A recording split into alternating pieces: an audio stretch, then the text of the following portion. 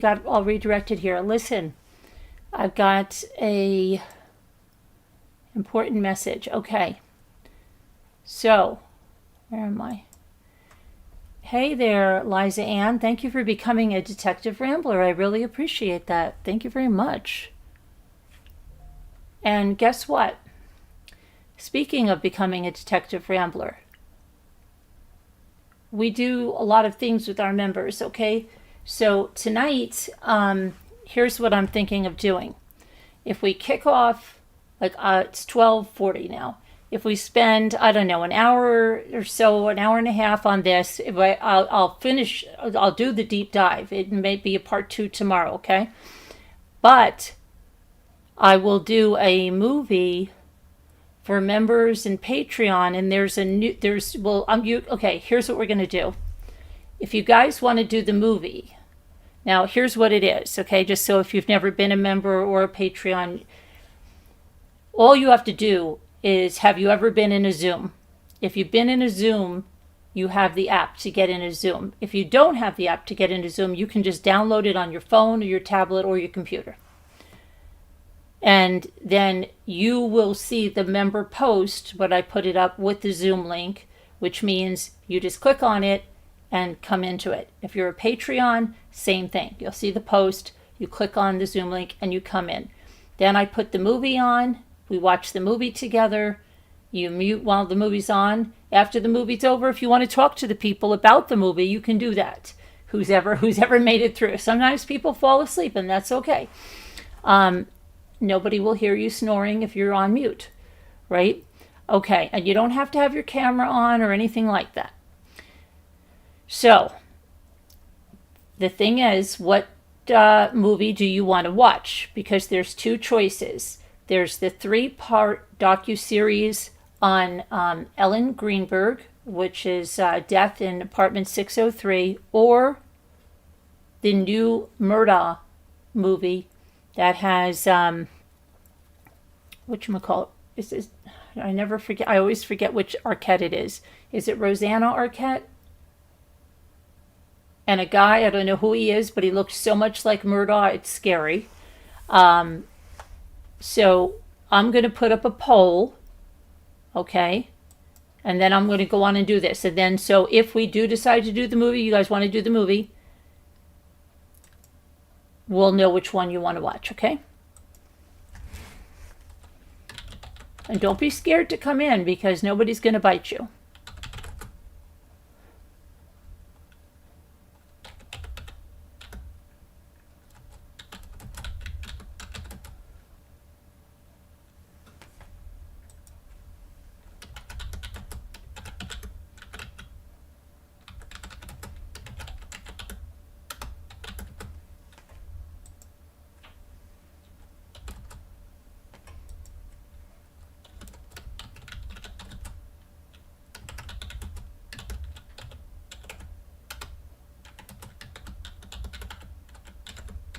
Okay, so there's your poll. Let me know. And let's get on to Bridegan. Now, does everyone here, is there anyone that doesn't know the story behind Bridegan? Jared Bridegan. Anybody not, is everybody here familiar? If you're familiar with it, put familiar with it. If you don't know anything about it, put no idea. Because I'll give you a brief synopsis if you're not familiar with it. We covered this case a lot. But I'm going to do a deep dive for you, which is going to bring it. You're aware. Okay. Movie would be tonight, Matt. Yeah, after this. I'm not going to stay on real late with this. If I have to, I'll go. I know I'll probably have to do a second part tomorrow, because I'm going to do a deep dive, and I have police body cam and everything. So, no idea for Lisa. Okay. Does anybody familiar that those of you that are not familiar with it, are you aware of the company StampinUp? StampinUp. It's an MLM company, MLM. Now, if you know anything about LDS Mormons, they're really into MLMs, network marketing businesses. You saw it if you watched Big Love. You saw that the youngest wife, she was doing some drinks or something, but they're very, very into oh my gosh, I can't speak tonight. MLM type businesses. And that's what Stampin' Up is. And a lot of people bought into that. And it's, making the cards, and they sold the different components. And when this happened, we had somebody very close with us. Hey, thank you for becoming a Deputy Rambler, Matt. We had someone very close to us who was selling cards, and she said a lot of the people were very conflicted because what happened is Stampin' Up was started by two sisters, if I'm remembering right, but then it ended up being the one sister and her husband, and that she named all of her kids, right, with the letter J, and letter S. I am really losing my mind tonight. Okay. I'm thinking of Jared and I'm Shanna. They all had the letter S. And I believe the husband might have had which would have been Shanna's father. Didn't he have a daughter from another marriage before he married? I'm going to tell you all about the parents, but I'm just going to give you a synopsis. So they had Shanna. They did very well in this MLM. They were living the high life with this MLM, okay? And Shanna got married to a man, also LDS, and I'm going to tell you all about their wedding. But the marriage, they moved to Florida. She had twins with him, boy-girl twins. And she ended up, and I believe it was at his insistence, or he did it to make her happy, to get a personal trainer. Well, she fell in love with the personal trainer. Okay? Guy that definitely wasn't Mormon. And, they both moved on, but they lived in Florida. And it was very contentious with the kids. They were switching the twins. Jared went on, married another woman, had a little girl, and then they also had a newborn. He was infant. And one day he was dropping off the twins to Shanna's house, and on his way home, just in St. Augustine, which is this is not like a busy road, okay? I can show it to you. He was in an SUV with his 2-year-old daughter in the back seat. And there was a tire in the road, which I'll show you. And then, hello, Ruff. Hello, Jen. Hello, Matt. Hello, Liza. Hi, everybody. Lisa. Thank you for joining us. But there was a tire in the road. And so he sees the tire and he's like, what the freak is that? A tire in the road, right? So he gets out to move the tire with his little daughter in the back seat, and he is ambushed. He is shot and killed in the road. And it ends up that eventually a black man is arrested, but then it ties back to Shanna and her husband. So they all got arrested. And I'm going to show you the arrest of Shanna with her mother, the CEO of this Stampin' Up, sitting there. Now, I'll tell you why the consultants felt conflicted. The consultants felt that allegedly her parents might have been in on it. And money, this is a murder for hire. This is like another Adelson thing, that it's not as tied into the family as Adelson, but you're talking about people that had everything, okay? People that had everything. And to get rid of the ex-husband, they lost everything.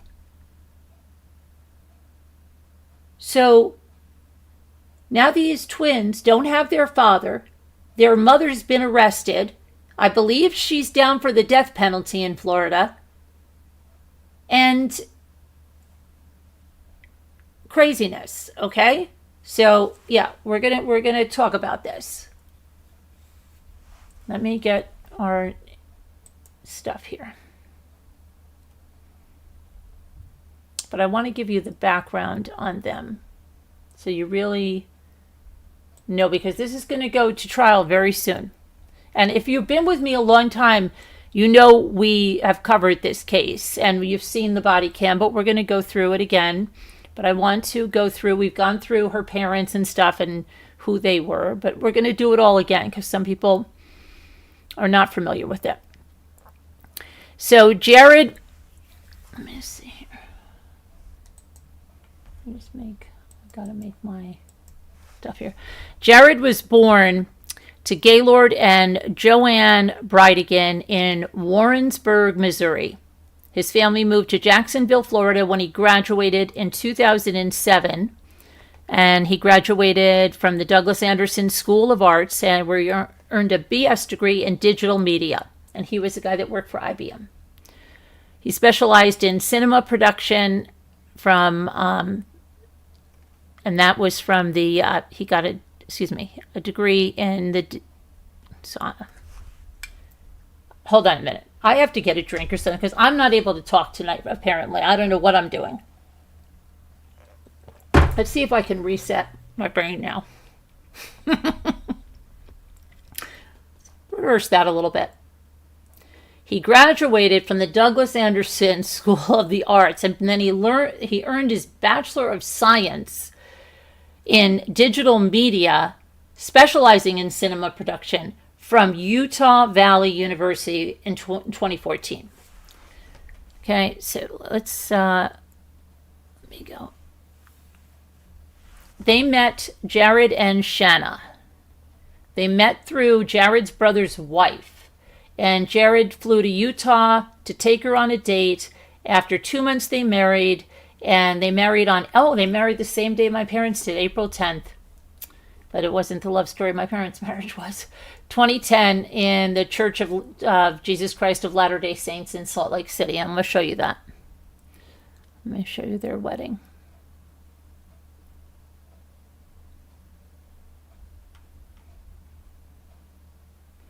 Where is your wedding?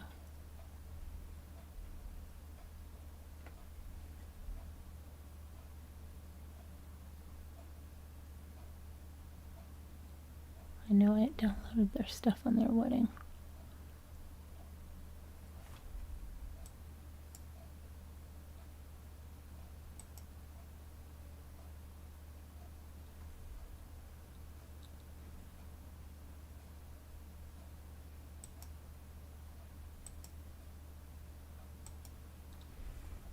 Okay, that's her arrest report. What did I just do with your wedding, Shanna? Here we go.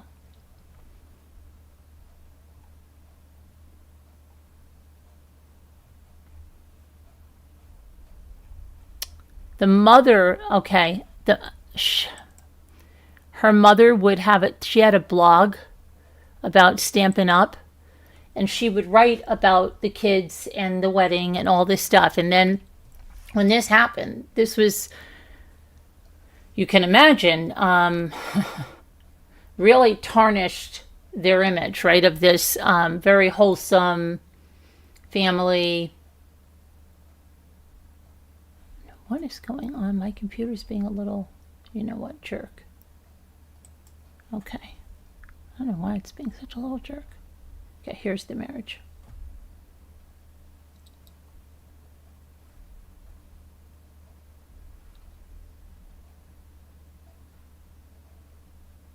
Still don't know where my pictures are. Here's one.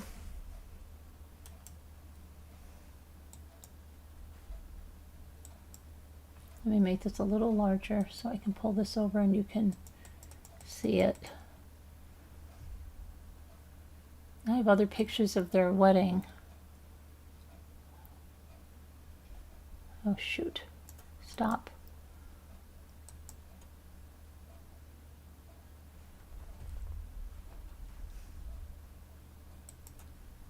Okay. Here's a picture of their wedding.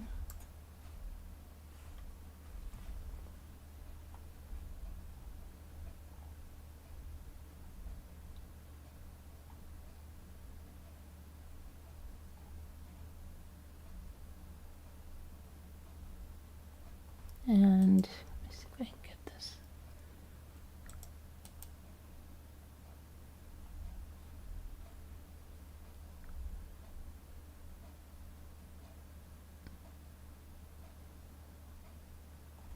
So in February of 2010, Jared and Shanna met through Jared's brother's wife. He was very smitten right away with Shanna. He flew out to Utah to take her on their first date and said the chemistry, everything, they connected. It was instantaneous. They, touched, and that was it. They were within 2 months, they decided to, get engaged. And it was a whirlwind romance. It went into the marriage. It really didn't end up to be the love story that it started out to be, right? So they got married, and then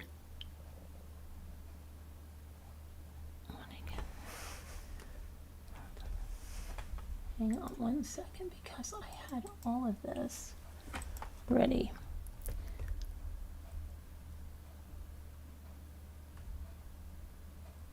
They had the twins had issues, and it was going to be better for them to live in Florida. So they were married April 10th, 2010, in the church there in Salt Lake City. And then Jared and Shanna had twins, but Liam was born with a medical condition. Jared moved to Connecticut with Shanna in 2013. In January 11th of 2014, their son had surgery. Let's see, I think we have something on that. I think the mother wrote a post on that. Let's see, here's what... okay. So this, I believe, is what either Shanna wrote, and this was a blog. Yeah, Shanna had a blog too, and this is right from Shanna's blog, okay? Now, Shanna's blog biography says, I'm a mother of twins, a boy and a girl, a wife of 3 years, a chef by trade, a craft hobbyist, a novel addict, and a want-to-be fitness junkie. My days consist of feeding, changing the babies, cleaning the house, the occasional craft or book reading, feeding, changing the babies again, cooking for the mister, laundry, and then some feeding and changing the babies some more. Okay, so sounds like, like a very involved mom, right? So February 7th of 2014, this was her entry. Finally, some answers. I took Liam in to his checkup with his cardiologist today. We had a repeat EKG and echocardiogram done to check his progress. I have been patiently or impatiently waiting for his checkup appointment because this was the appointment where we could schedule his cath lab.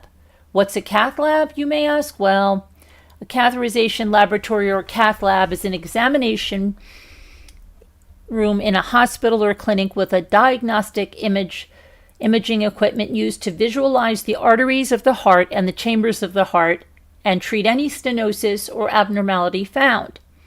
During this cath lab, Liam is under anesthesia, and the doctors puncture and enter through an artery in his groin.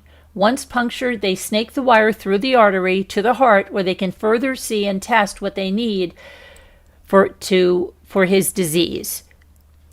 So you can see why I was excited to schedule it, right? Well, this is the only way that doctors can measure the severity of his illness. So she goes on and on. Let's figure what happened here. So she says, right now we have him on the highest dose of sildenafil. This is all we can do before the cath lab. After the cath lab, We will know what more can be done to benefit him, but there are more aggressive and invasive treatments options that are still on the table if his health didn't improve and he declined. We still have a lot of options to work with. So, let me see.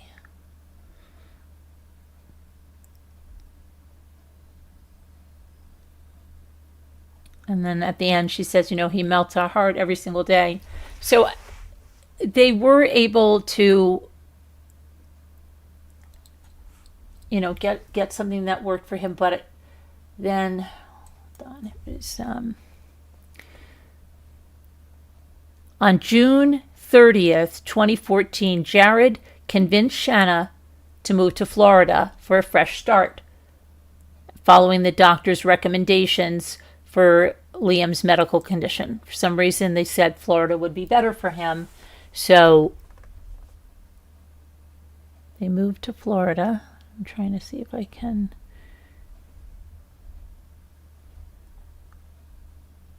get... So she did a blog post when they moved to Florida. And so everything was still seeming, they had some challenges and all that, but everything still seemed okay, right? At the time, when they moved to Florida, they moved in with Jared's parents because Jared was pursuing a master's degree and that he was doing it online at the Savannah College of Art and Design. Shortly after they were married, now, Shanna's mom is Shelley Gardner. There's a family trust was entered into a scholarship and stipend agreement with Shanna and Jared. Under the agreement, Jared received higher education expenses through a monthly stipend. To receive the proceeds under the agreement, Jared was required to be an active Mormon church member and remain married to Gardner. The stipend amounted to $8,500 per month. It included health care coverage equivalent to the benefits received by StampinUp employees. Throughout their marriage, the Gardners provided substantial financial support to Shanna and Jared. In 2011, the Gardners gifted the mortgage of a home amounting to almost $370,000. In 2013, Gardner redeemed an interest in one of the umbrella companies of StampinUp for $440,000. And between 2011 and 2014, Gardner and Bridegan received cash gifts of $25,000 from the Gardners on several occasions. The Gardners also set up trusts for the twins in Bridegan's name. So they moved from Connecticut to Florida, and they stayed with Jared's parents at first, and later they bought an $800,000 house in Ponte Vedra Beach, and that's south of Jacksonville. And she documented this all in her blog, okay?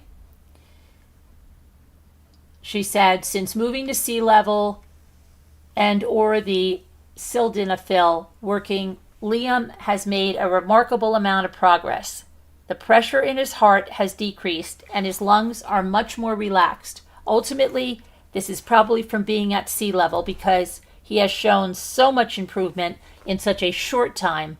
The specialist is very hopeful, sorry, I'm really having a problem speaking tonight, that he will be able to realistically manage his disease with medications.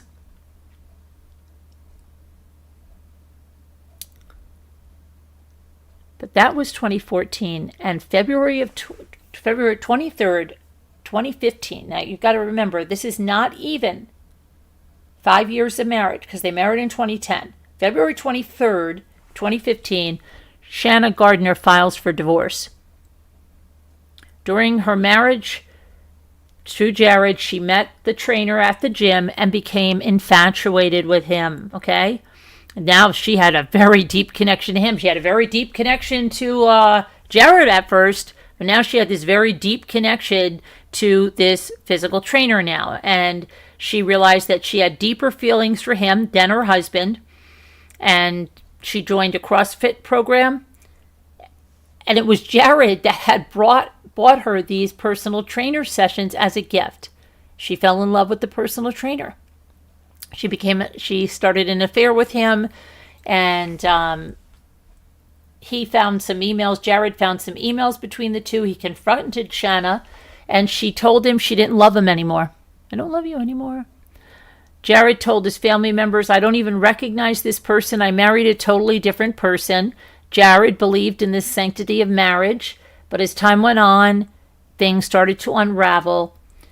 Shanna had always been focused on her career and personal goals. Jared admired her for that. She started this cupcake business after this. We've been through all of this on prior videos, and this will go into a playlist where you could see other things, but the tipping point came when Jared noticed Shanna's increasing attachment to her personal trainer at the gym, and it wasn't long before she asked him for a divorce. She insisted it had nothing to do with infidelity. We just don't love each other anymore, she explained, and she denied she was having an affair. But Jared felt, no, she's not telling him the truth, right? So he was really heartbroken, confused. He reached out to a mutual friend by the name of Mallory. She was always a good listener. In a late night email, he poured out his heart to her, and he said, in the last 3 months, Shanna has become really distant and got emotionally attached to her physical trainer, and now she's divorcing me. He said, so I need to move on and find someone to be my best friend, Okay. So the divorce was not amicable, very far from it. The court file grew thicker and thicker with over 300 entries detailing the accusations and counter-accusations between the two. Sound familiar? Sound like Wendy and Dan? Shanna accused Jared of disturbing and abusive behavior, alleging that he regularly interrogated their children and that he coached them on what to say and then recorded their statements. She claimed that Jared threatened to use the recordings against her to paint a picture of a man. She painted a picture of a man desperate to control and his, everything in his life. Jared, on the other hand, alleged that Shanna had locked him out of the master bedroom, that she treated him with disdain and disrespect in front of the children, and he also accused her of installing surveillance devices throughout their home he saw as a violation of his privacy as the court proceedings dragged on. Remember, this is not even 5 years of marriage, guys. It just turned into a battlefield of accusations. So after divorce, Jared got engaged to somebody by the name of Emily. That relationship didn't work out. Emily moved back to Utah. And let's see here. There's some emails. Let me see what we got here.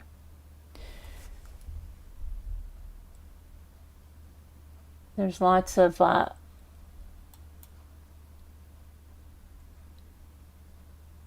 legal papers and emails going back and forth. I'll show you some of them. Hold on, like something like this. Kids therapy, Jared, this is like from Shanna. It has become very apparent that Abby and Liam are caught in the crossfire of living between two houses. They are confused by different messages they are getting from week to week. In an effort to keep what is in the best interest of them, I called and made an appointment for them to be seen by the therapist that they both know and are comfortable with, Dr. Mercedes McGowan. Their first appointment is on Tuesday, May 2nd at 2 p.m. I can try and schedule the appointments to fall on Thursday for subsequent appointments for the rest of the school year. However, if Dr. McGowan's schedule does not have openings on those days, I am willing to take them in the event that you are unable to for as long as they need to be seen. Their mental and emotional well-being is what's most important. And he writes back, for the love, what are you up now?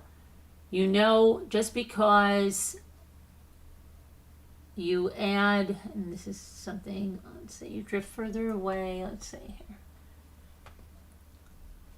A month after you fled, I asked to go to your mediation and you guys chose not to. I'm sure that decision has nothing to do with the fact that your attorney makes way more money the longer this goes on. I grow tired of being the only guy who's actually trying to save you money and still get an outcome where we both sign something at the end of the day and present a united front to the court. You 100% know you currently own ownership and receive shares and dividends from StampinUp, Inc. every single year. We were in the same bloody family meeting with the family lawyer, Shanna. You know every year funds go into On Point LLC, which count towards your income. It's 100% money you have access to. Those accounts plus your gifting will supplement your income numbers, and your entire argument will be bogus, as you were never truly unemployed, like Ms. Price claimed. Every year since you were 12, you have had funds set aside for you into accounts. Once I have those records, you get to explain to Judge Alexander why you purposefully left them off. Were you even listening to the cases before ours? How well did it go for you? For any of those people when the judge realized they deliberately left things off. This will play out exactly like our divorce did. We both got the exact outcome we thought we would, despite all the charades or the games we played to make the one person think otherwise, or at least I got exactly what I thought I would. But in the end, you and I were the fools who had to pay a lot of bunch of attorneys to simply get us there. Okay, so this is just showing, like, let me see what goes on and on here. There's another one from him. It says, what the heck do you really want, Shanna? Do you want me to sign something that says you can send me emails and I won't consider them binding, just so we can actually communicate for once? You know, so it's going back and forth with a bunch of emails here. Here's one from Jared to her, May 10th of 2017. And it says, we are not in agreement to the professional you are using, and thus I will not pay for things, and I do not agree to prior. Hopefully you learned something from the other cases. Judge Alexander requires we confer and agree prior to anything. Then he says, too, wow, Satan, be careful. You really should wait to show your hand this early on. I know I am. Did you forget? Emily came crawling back and told me all of this already in an effort to be open and honest if I would take her back. But yes, you can be assured I had her text and even email it all to protect any lies you would spin up to the kids or even a future spouse. Emily needed real help, much like you. I have zero animosity towards her. She already got the professional help she needed, and she will get her happy ending in the temple soon. Excuse me.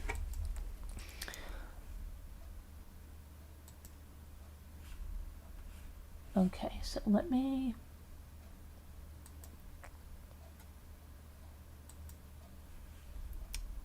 get to the next thing here.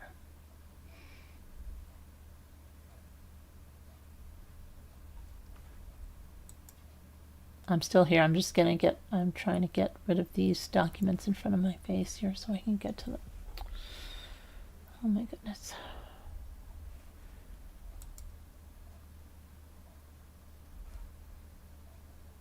Okay.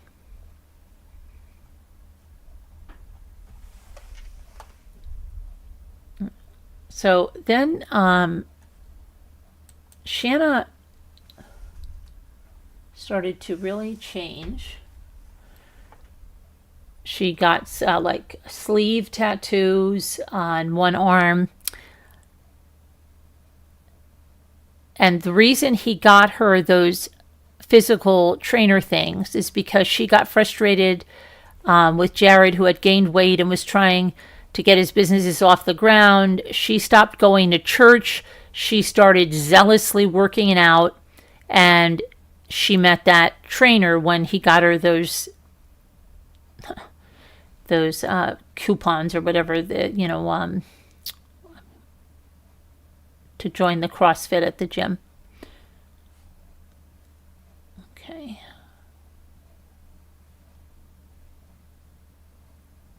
I'm trying to get where his other marriage here. Hold on. In 2018, Gardner and Mario got married. So let me get a picture of them. Well, I've got to make this smaller. Mario was her personal trainer.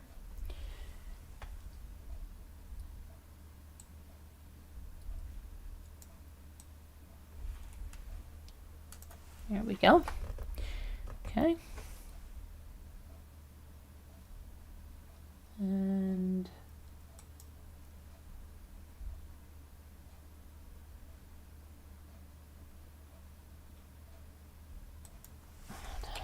there you go.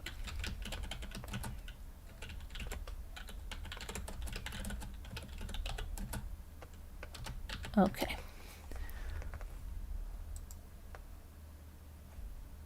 This is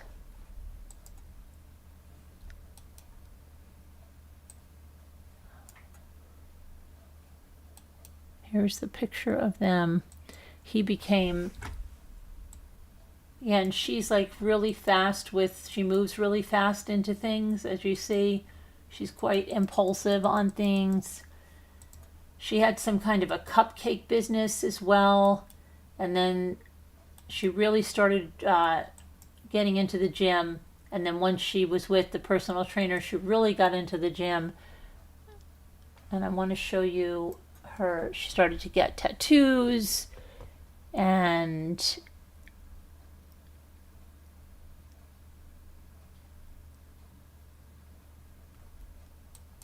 like this. Here, I'll show you.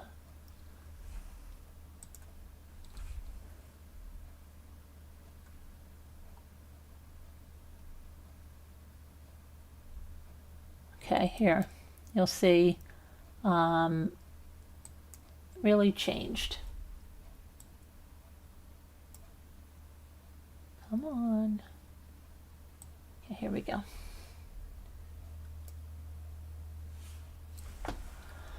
Okay, so back.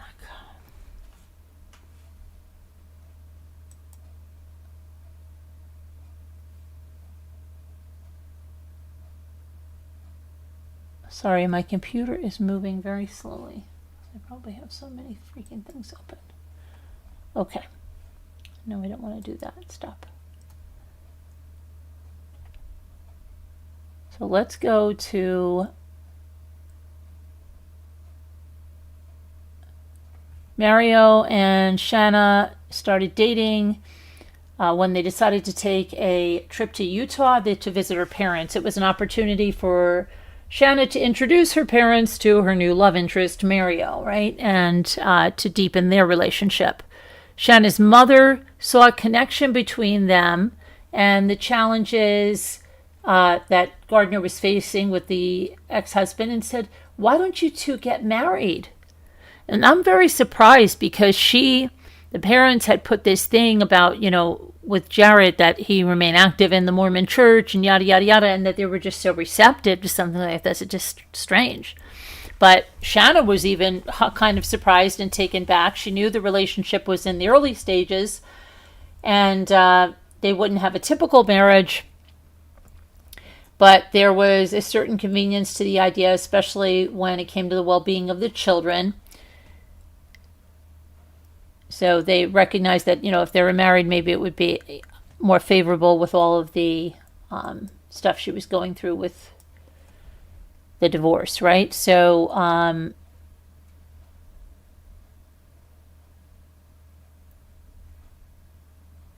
he was in the Army, Mario, Henry Fernandez Saldana. And he was charged with, listen to this, forcible sodomy and SA for forcing a recruit under his charge when he was in position as a drill instructor in the U.S. Army. The charges were dropped and he was discharged less than honorably January 9th of 2018. In 2018, Shanna and Mario had a quick marriage in Jacksonville, private affair. No one outside their immediate circle was even aware that they got married. And they had their reasons. They told people if they found out. We didn't know each other very well when we got married, Shanna said. And it was unconventional and a very quick decision. Primary motivation is that Mario wanted to help Shanna with the kids, but Jared was hesitant about allowing another man there. But if he was her husband, right, then he'd have to be allowed there. So that was one of the reasons. And she was tired of things, and allegedly one night at dinner, Mario made the statements that he could get 4 guys to break into Jared's house in the middle of the night and take care of him, and nobody would ever know.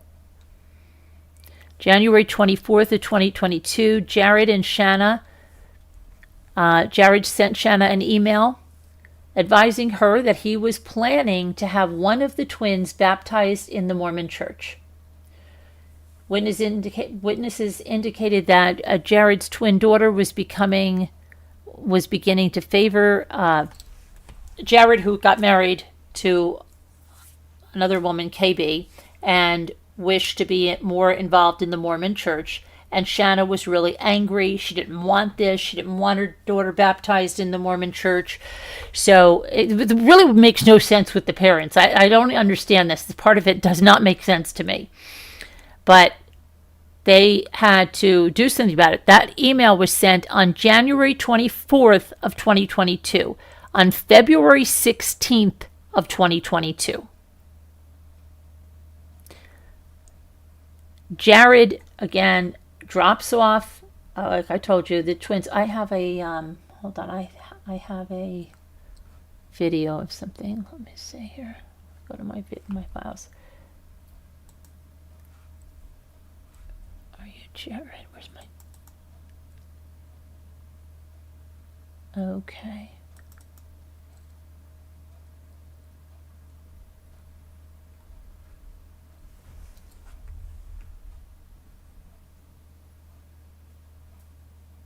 That's the truck leaving the crime scene that the police put out. Let me see. The truck is believed to be, here's what they said, that was the vehicle of interest. That was the, police had the surveillance audio from the neighbors, and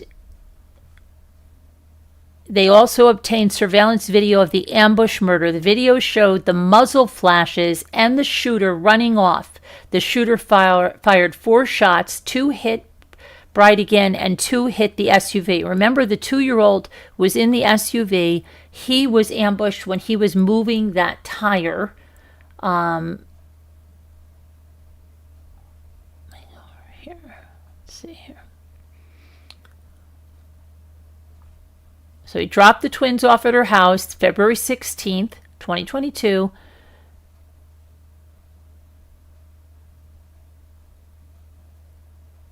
He took them out to dinner and ice cream. He drove home to St. Augustine with his 2-year-old daughter in the back. He stopped because there was a tire placed in the middle of the road. He went out to move it, and he was shot multiple times. And his daughter was unharmed physically, but witnessed the entire incident. Several bullets hit the car, and they struck within inches of the little girl. And that was 7:30 p.m. He dropped off the twins, and at 7:50 he was shot. He was 2.2 miles from Shanna's house. So on his funeral, Shanna, instead of going to Jared's funeral, decided, she said they're going to hold their own celebration. Her family claimed in the blog post March 21st of 2022 that Shanna, her family, and everybody who knows was uninvited from the funeral. After Shanna was invited, this is what they wrote in their blog post, okay? After Shanna, along with anyone who knew her, was uninvited from Jared's funeral services, Shanna and the twins planned their own celebration of life. It was so sweet to see Liam and Abby surrounded by family and friends as they recalled happy memories of their dad. Just before sunset, everyone cut flowers from beautiful arrangements, walked over the dune together, and tossed them into the ocean as a farewell. The guests received heart-shaped cookies made by Liam and Abby with their mom's help, of course, to thank them for joining in the celebration. Later, Shanna added that Kirsten, that's Jared's wife, offered to arrange to pick up Liam and Abby prior to the memorial service and bring them back. But since not one person from Jared's family, including his parents, had reached out to Liam and Abby, the twins didn't want to be without their mom. Okay, and after the funeral, Kirsten Bridegan, that's Jared's wife, spoke with the twins, and the twins inquired whether Jared had a will, which struck her as really odd. Shanna maintained a small baking business, which was listed and was listed as a co-owner in First Choice Home Rentals LLC. However, the majority of her income came from that trust that are from her parents. Apparently, in an effort to keep Bridegan from gaining access to any of her trusts, and for Gardner to appear impecunious, she maintained very little money in her personal account and showed almost no personal income. The bank records confirm that Shanna never maintained more than $2,500 in her personal accounts at any time between January 1st of 2021 and March 30th of 2022. But in April 2022, her bank accounts indicated an excess of $200,000 in her personal accounts. At the time of Bridegan's murder, Fernandez Saldana had over $400,000 in his account. Investigation revealed that at the time of Bridegan's murder, Gardner and Fernandez Saldana were separated and planning to divorce. At the time of the homicide, Shanna owned a white Model Y with a Washington plate, Tesla, and the vehicle was primarily driven by Shanna. Shanna emailed Kirsten for a copy of Jared's death certificate in February of 2022. In March 16th of 2022, the first interview was held. Shanna responds to a request to FaceTime the kids and says she'd like to have a conversation and refused to text or email and wants to be on the phone. This is with Kirsten, because she wouldn't let them, the kids really missed the twins. And Kirsten was trying to get the twins to have, to visit their younger siblings, their half-siblings that she had with Jared. And Shanna was not in favor of that. So they had a candlelight vigil for Jared, and Shanna and the twins did not attend that either. And the last FaceTime call they had with Kirsten and the twins was on April of 20th of 2022. And then in June of 2022, Gardner gave this interview with the Florida Times-Union. Jared's murder was still unsolved, and this is now going, they didn't get arrested right away, and they found out, let me just get to the,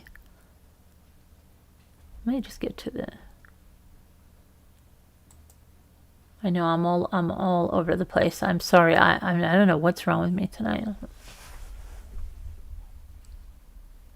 Let me get this here. I think my mind is a million times faster than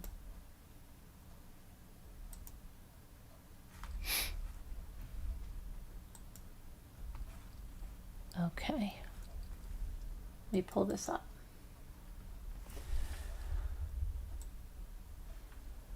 Let's get to the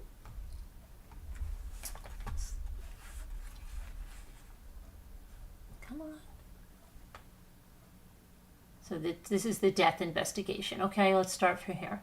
So on 2/16/2022 at approximately 19:59 hours, I was dispatched to the Jacksonville Drive Sanctuary Way North in reference to possible gunshots. Detectives arrived on scene and assumed the investigation. So here's what happened. There's the filling that out. And let's get to the narrative here. I responded to the area on Sanctuary Boulevard between Jacksonville Drive and Sanctuary Parkway to a report of a person having been shot. Upon arrival, I observed two white cars parked on Sanctuary Boulevard and California tag and a Florida tag, and a black Volkswagen SUV stopped with the hazards on. That's Jared's car. An open driver's side door further south of the white cars. I observed a damaged tire on the ground in front of the Volkswagen. All of the listed vehicles were facing southbound on Sanctuary Boulevard. Officer Corey, Sergeant Smith, and I all arrived on scene at nearly the same time. While Sergeant Smith and Officer Corey went up to the victim's vehicle, I made initial contact with the other two vehicles. I checked on their well-being while gathering their information. In the white vehicle with Florida tag, Zoraida Verge was the driver, and Osiris Verge Calderon was the passenger. In the white vehicle with the California tag, Janelle Cruz was the driver, and Shane Villanueva Borja was the passenger. I observed Sergeant Smith attempting CPR on the victim, that's Jared Bridegan, who was laying on the ground to the west of the vehicle and by the open driver's side door. I observed a large amount of blood in an area where the victim was originally laying before being moved by Sergeant Smith in order to perform CPR. I also noticed another area, pooled blood, underneath the victim as he laid on his back. The victim was a white male in his 30s with brown hair, and he was wearing a blue shirt and gray pants. I observed he had brown flip-flops on. One flip-flop was on his foot and the other laid slightly south of his body. I also observed a gold-colored ring on the victim's left ring finger. The body was covered with a white sheet after it was assessed by rescue units and covered again with an emergency blanket. I ran the vehicle tag through the NCIC, FCIC, and received the return for Jared Galen Bridegan as being one of the registered owners. Based on that information, I then checked information through David in an effort to make an identification on the subject, and I made that identification. I collected the information as well as emergency contact information for his listed wife, Kristen Elizabeth Bridegan. There was reportedly a child in the vehicle at the time of the incident. During my initial contact with the other vehicles and occupants of those, I saw the child. Villanueva Borja stated he pulled the child out of the vehicle after he noticed the seriousness of the incident. After that, the child stayed in his and his girlfriend, Janelle Cruz's care. I observed the child was wrapped in a blanket and had what appeared to be pajamas on. The child responded to the name Brooksy and said she was 2 years old. She did not appear to have any physical injuries. I did not observe any contusions, abrasions, or blood on her. The child was calm and appeared to be comfortable with Cruz, so she remained there while I completed copying involved parties' information for this report and to supply with detectives. Corporal Santiago arrived on scene and took control of the child from Cruz and transported her to the Jacksonville Beach police station.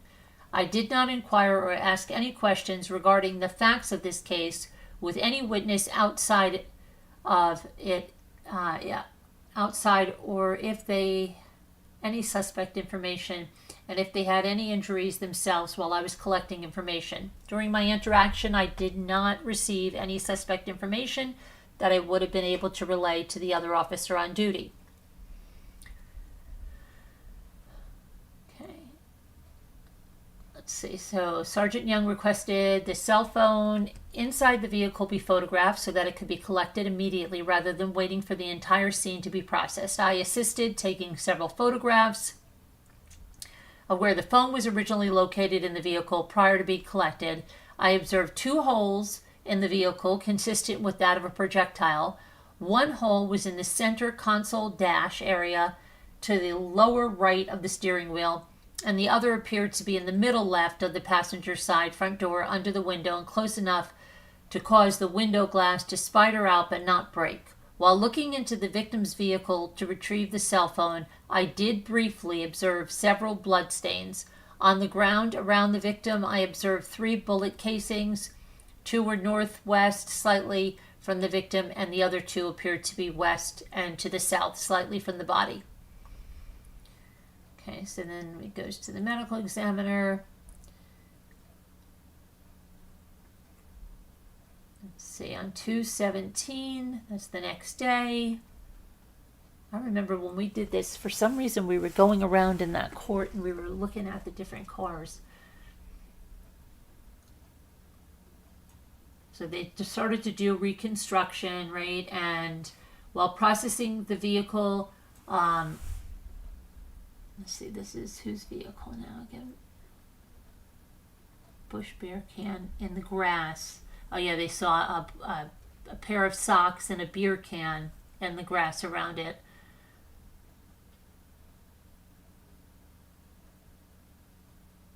And then they saw, on the perimeter, I made contact with Timothy Hallahan, who stated at around 2,000 hours he was at his residence and heard what sounded like 4 to 5 gunshots. He advised that they were in quick succession, but that he had heard a brief pause before the last shot.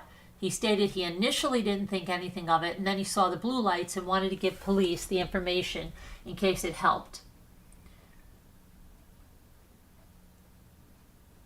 Okay. On 12/16/2021, what is this? I think they've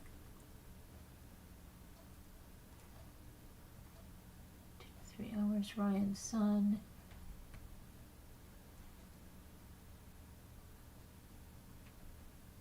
This is supposed to be this is a mistake. That date can never be right.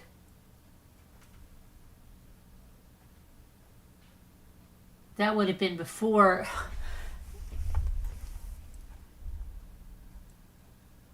Something's wrong with that date.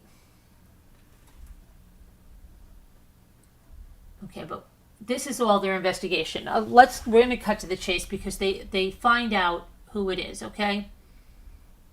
I'm going to get to that since we're trying.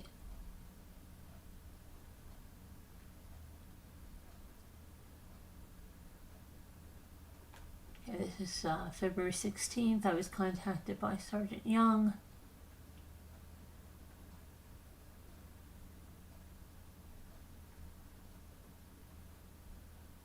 Okay, here's an interview with, this is the Villanueva.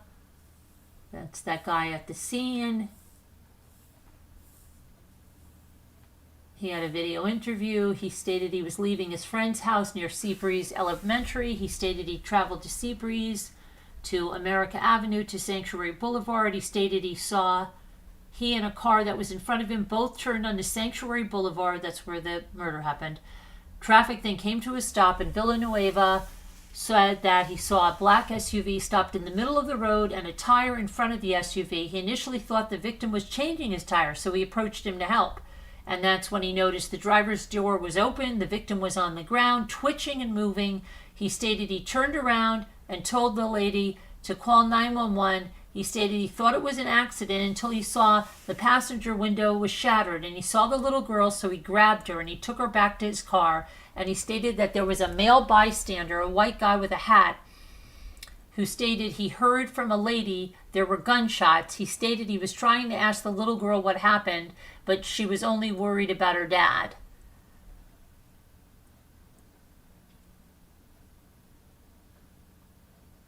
Okay, so then, let's see, they got the...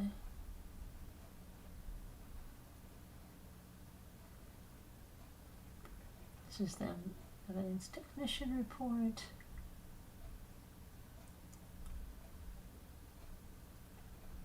They got all the cameras.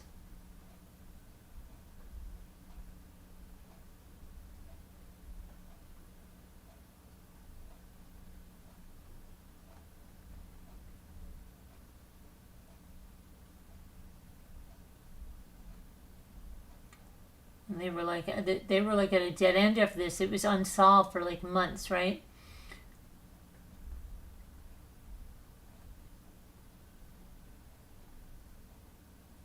God, what date are they on now? Okay. Let's get... Kristen stated her brother called her at 1939 hours. While they were talking, Jared called, and she merged him into the conversation. They all spoke for a few minutes, and then her brother hung up so Jared could talk. The conversation with her brother lasted 8 minutes, and the conversation with Jared did not show up on her phone log due to her merging him with the current call. The phone call with Jared was on the car speaker. And she was also talking with, that was redacted, Jared had just dropped off Abigail and Liam and was on the way home. Redacted told her that she was eating ice cream, and Jared told her it was a Frosty from Wendy's. They hung up, and when she attempted to contact him later, he didn't respond. She said that was 20:51 hours. She was worried because he had not made it home yet, and she was blowing up his phone. Kirsten advised the relationship with Jared's ex-wife, Shanna, and her new husband, Mario Fernandez, was not a good one. She said that Shanna was constantly filing things in court regarding the children and lied about Jared, portraying him to be a bad father. She said Shanna and Mario lie to the kids and try to make Jared look bad to them. Furthermore, she said Mario is very controlling and tries to take control of everything. She said the last time Shanna filed something against Jared was last year, but the case was dropped. She said that there has been no violence or threats of violence from Shanna or Mario. Kirsten said Jared has not had any disagreements with anyone and everyone likes him. She said the only person who had any ill will towards him is Shanna and Mario. When I asked her if Jared has life insurance, she advised he should have some through work. At the request of the state attorney, I asked if she would be willing to allow redacted to be interviewed by Child Protection Team, that's the little girl. And she immediately agreed. Okay.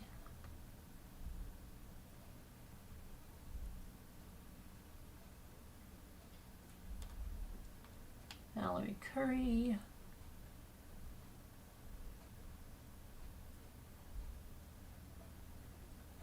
February 17th.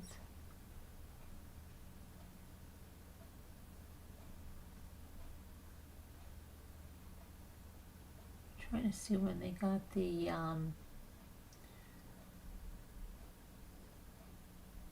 because that truck provided everything.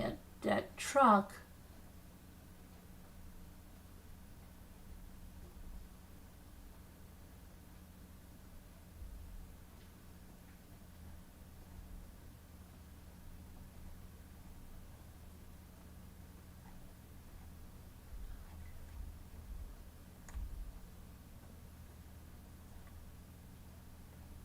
see where they get to. They get to that Henry guy.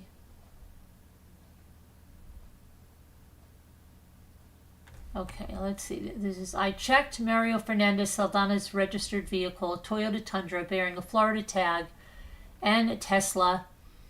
The Toyota Tundra had St. John's LPR hits on 2/13/2022.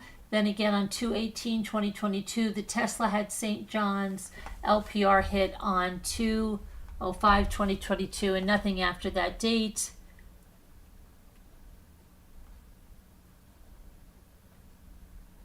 At approximately 1,000 hours, Kirsten Bridegan responded to the station, and while she was here, I asked if she was willing to sign a waiver for Carolyn Zisser, and she agreed.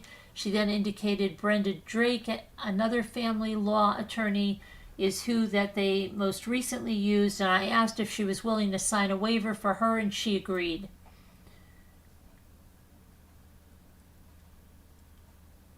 Okay, so they're talking about the coaching of the kids.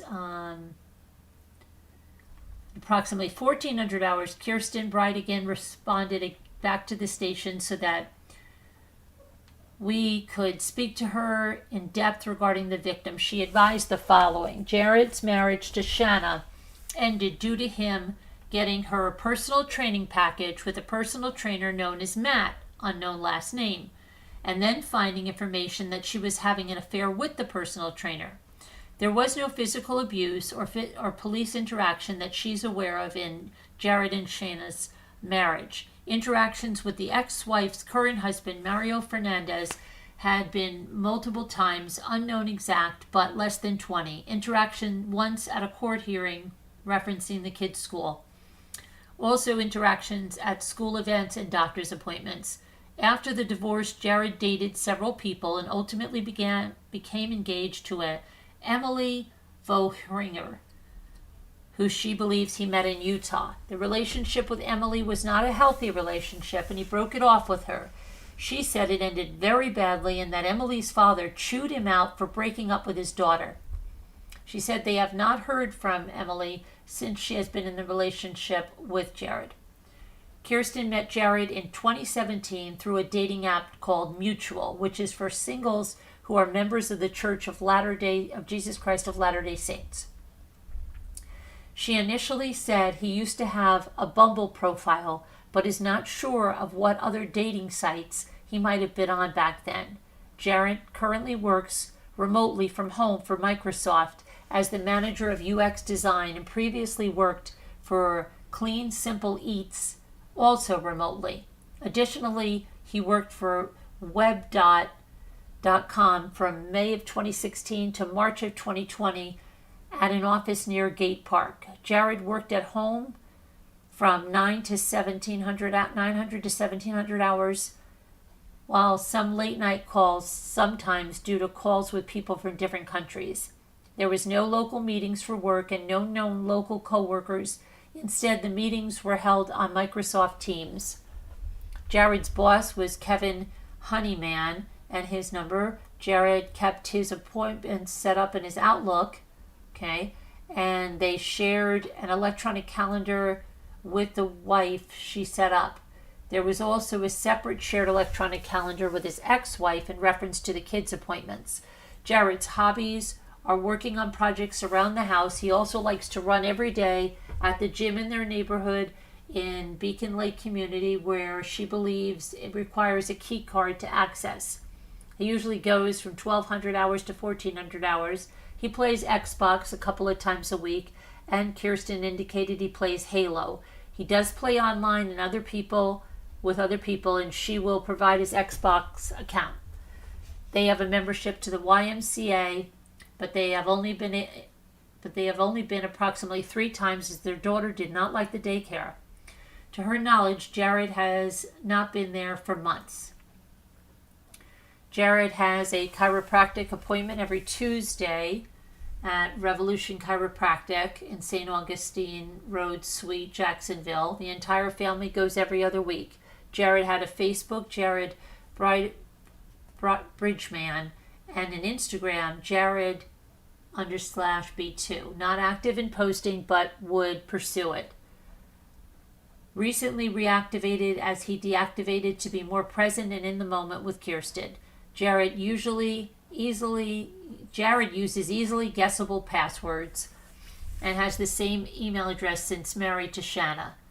Kirsten was able to get into his computer after 3 guesses. Jared and Kirsten did most of their shopping together. Jared and Kirsten are members of the Church of Jesus Christ of Latter-day Saints located in St. Augustine. They attend most Sundays. There are no routine appointments with the kids except Abby's gymnastics on Wednesdays and Fridays, and she's staying with them at Florida Elite Gymnastics. Time frame for gymnastics is 15:30 hours to 17:30 hours. Jared does not regularly meet up with friends and has few friends.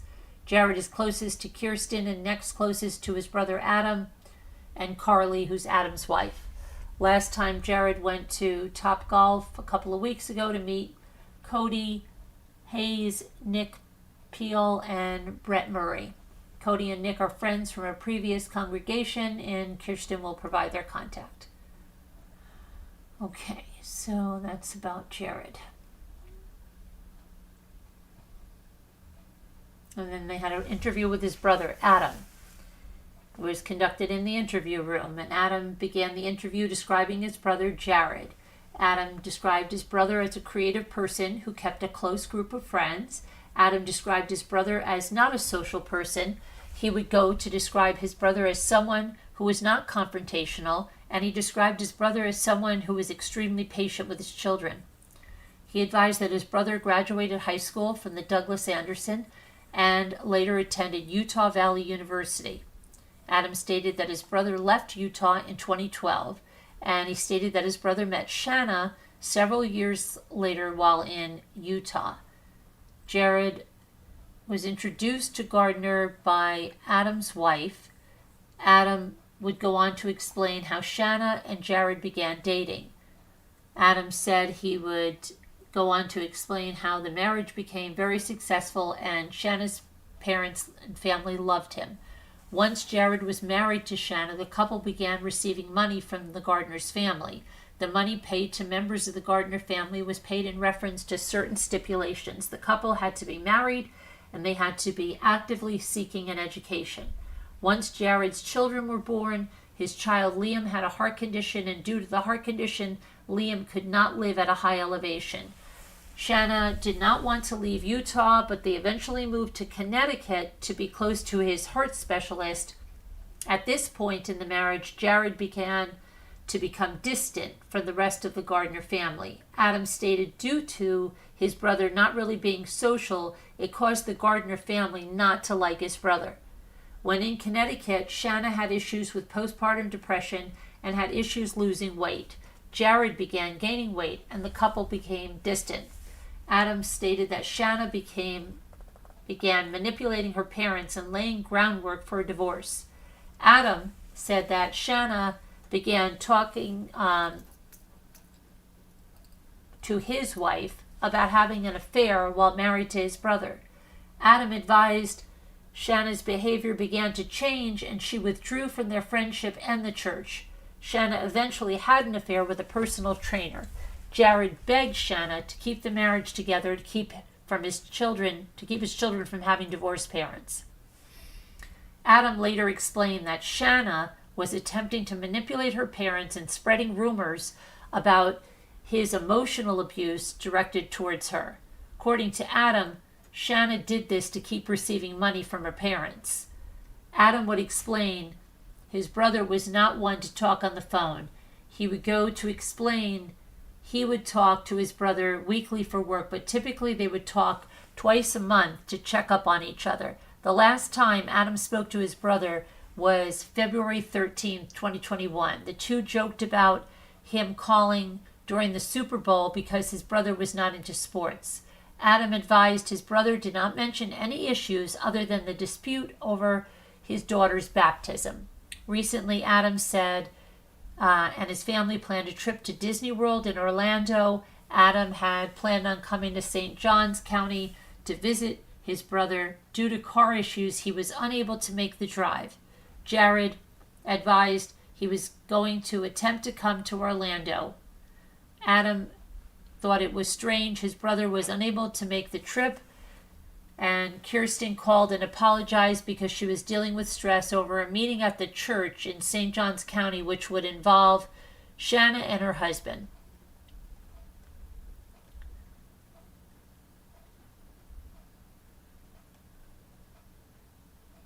That's the medical examiner. Let's see.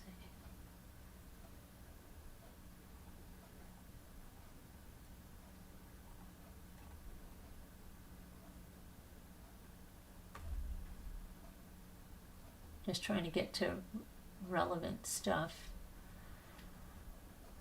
These are all the security systems.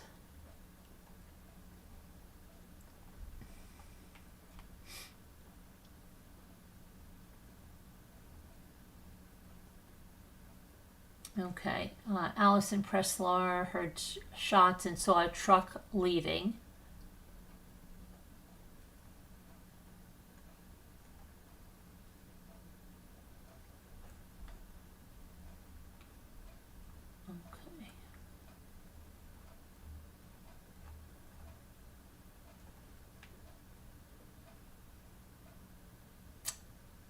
So this is their swabs that they took. Google saw all the search warrants they filled out.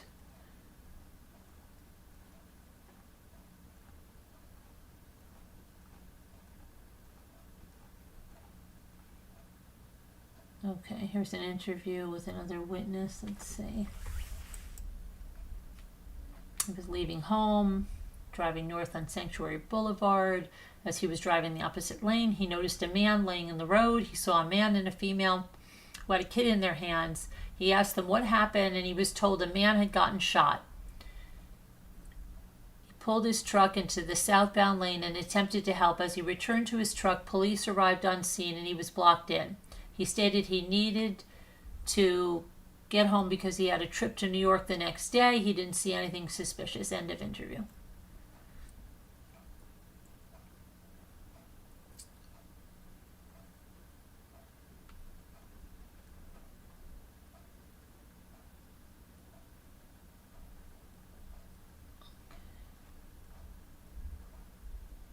Okay, here's March 4th, let's see.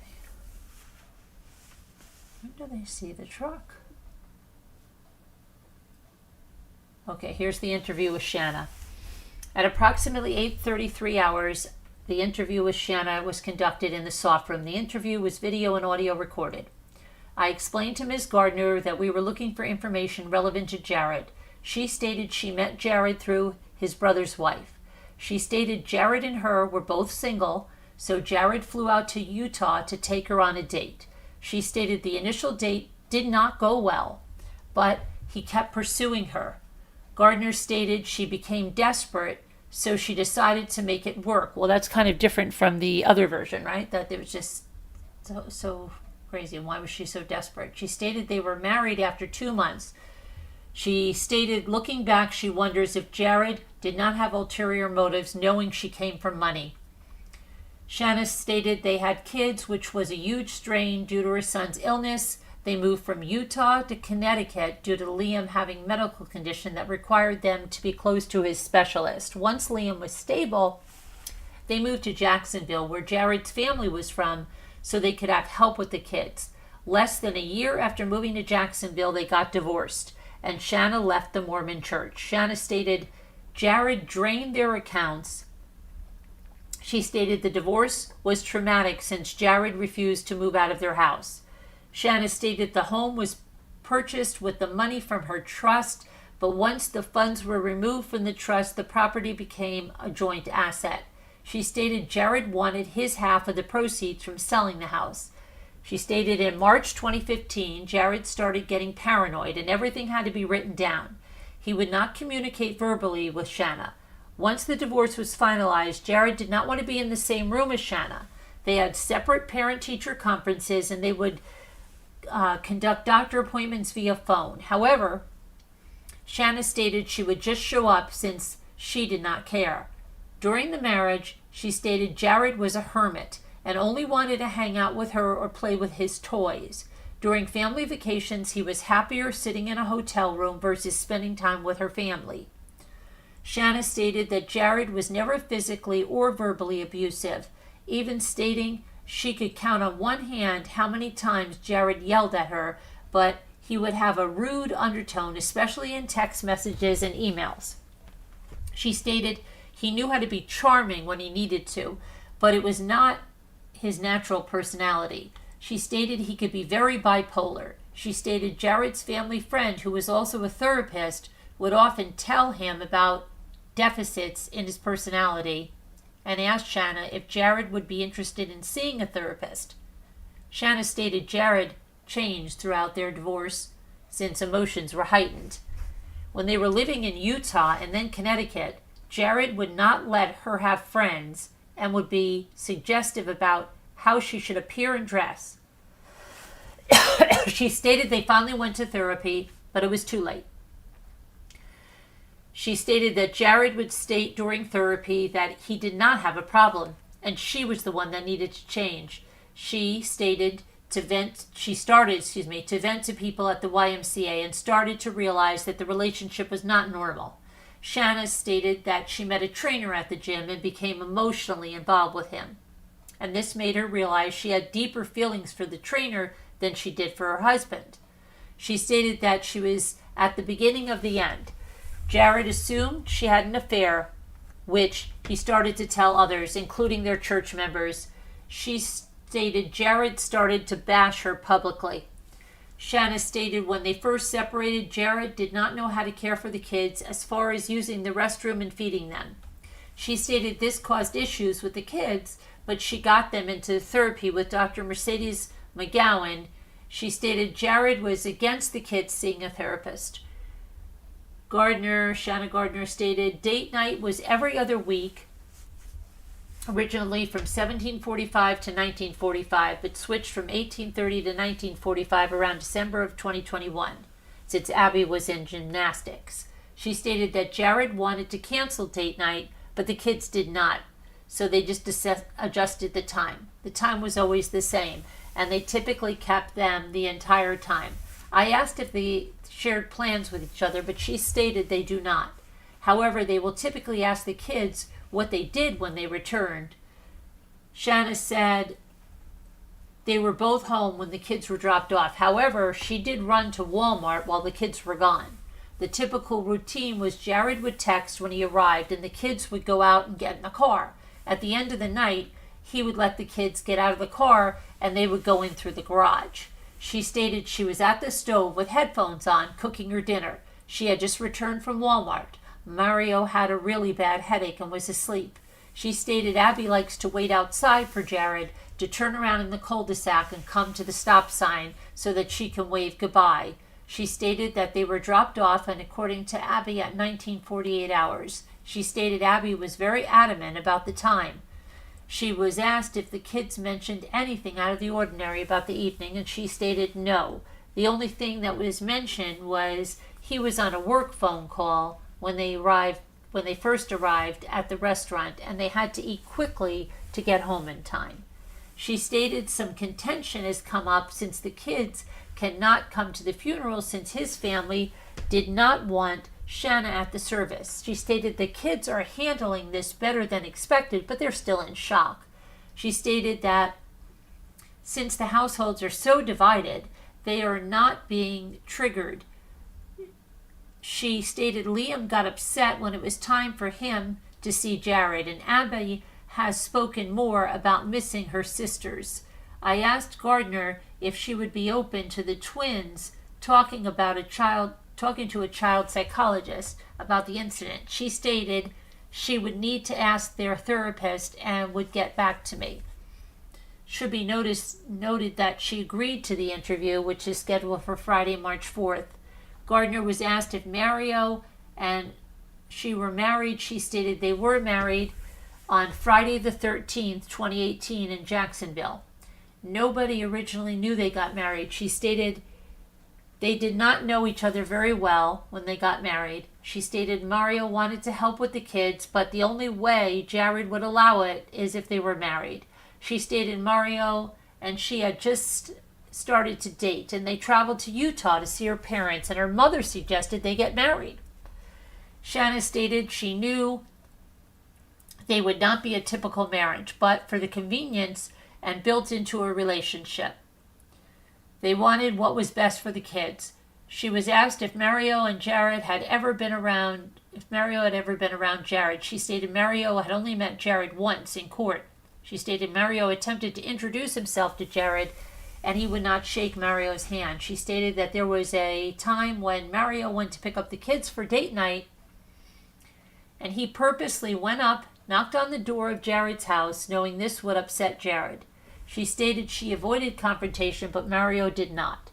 Shanna apologized for being long-winded and stated she was told to only give yes or no answers. She stated most of the communication started to come from Kirsten, but Jared did not like it when Mario would communicate about the kids. Shanna mentioned that Jared was engaged to someone else prior to Kirsten, living in Utah. Jared had a good job, making good money. She then took him to court asking for child support since she was struggling to pay the bills and she was working 3 jobs. She stated Jared threatened to quit his job and move back to Jacksonville to not pay child support, which he did. She stated that Jared's fiance came with him, not realizing what she was getting into. However, she moved away. Shanna stated that Jared's fiance texted her frantic, stating there had been a fight and the police were called. She offered to his fiance to come to her house. She wasn't just driving around upset. She was so broken spiritually. Gardner stated she stayed with her for 2 days and moved back to Colorado. Shanna also mentioned that Jared wanted his fiance to be referred to as Mom, and that Shanna was not their heavenly mother, but only their biological mother. She stated after Jared's fiancée left him, he met Kirsten approximately 2 months later. They got married, and the same conversation came up about who to call Mom. Shanna was asked if she knew the name of Jared's ex-fiancée. She provided the name of Emily and a phone number. She also stated, "Good luck with Mario. He is like a pit bull." She stated he is going to be super serious. Shanna mentioned that the timing of all this is weird because she had just decided to let go of the frustration and just make the best of the situation. She stated in moments of anger, she has thought how much easier this would be, but ultimately she wished no ill will on them, Jared and Kirsten. She stated she's willing to do whatever she can to help because nobody should have to go through this. She offered to give us text messages between her and Jared, but her attorney recommended we request those through them. Okay.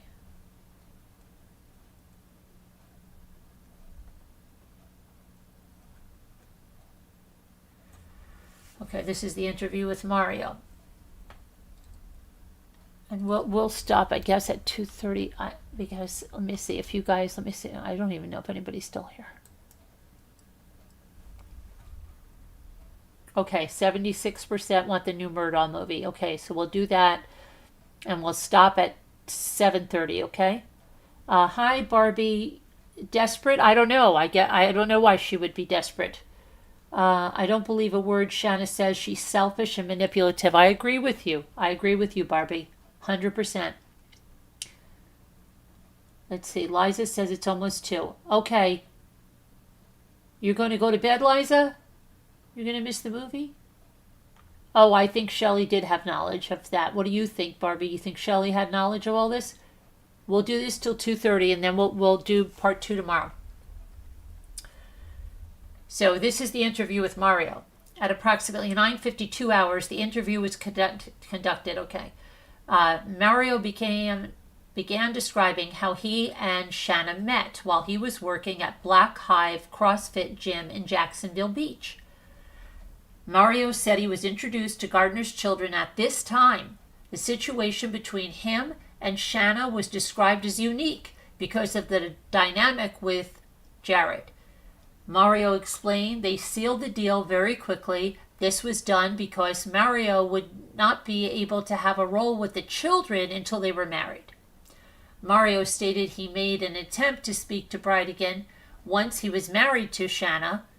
Mario advised Jared Bridegan did not respond to this request. The conversations had between the two families were usually conducted by text message and email. Mario described the conversations between Jared as pestering. Mario would go on to describe a specific situation while picking up the children from Jared. Mario walked up to Jared's house and knocked on the door. As the kids opened the door, they told him he's not allowed to knock on the door. The children would normally leave the house when a text message was sent, signaling the other party had arrived.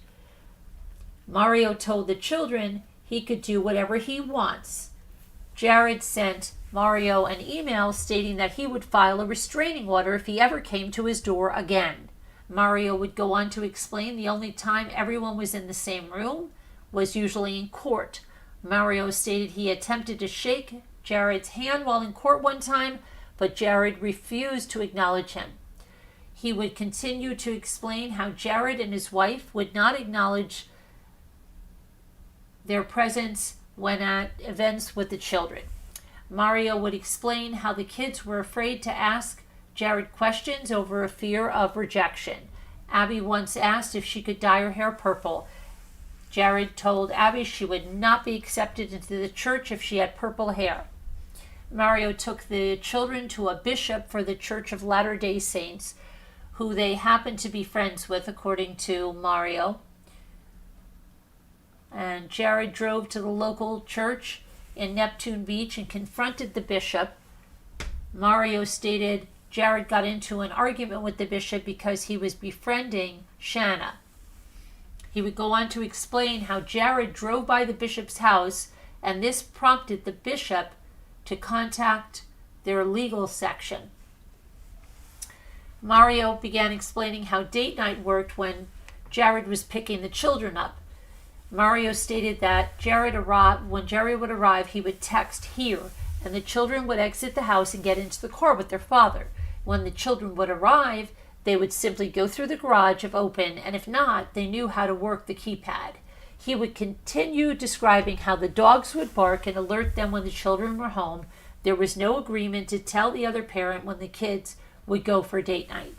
Mario went on to explain date night on 2/16/2022, the night of the incident, that Jared arrived at 18:30 hours and sent a text message saying, "Here." The kids returned at the agreed upon time of 19:45 hours.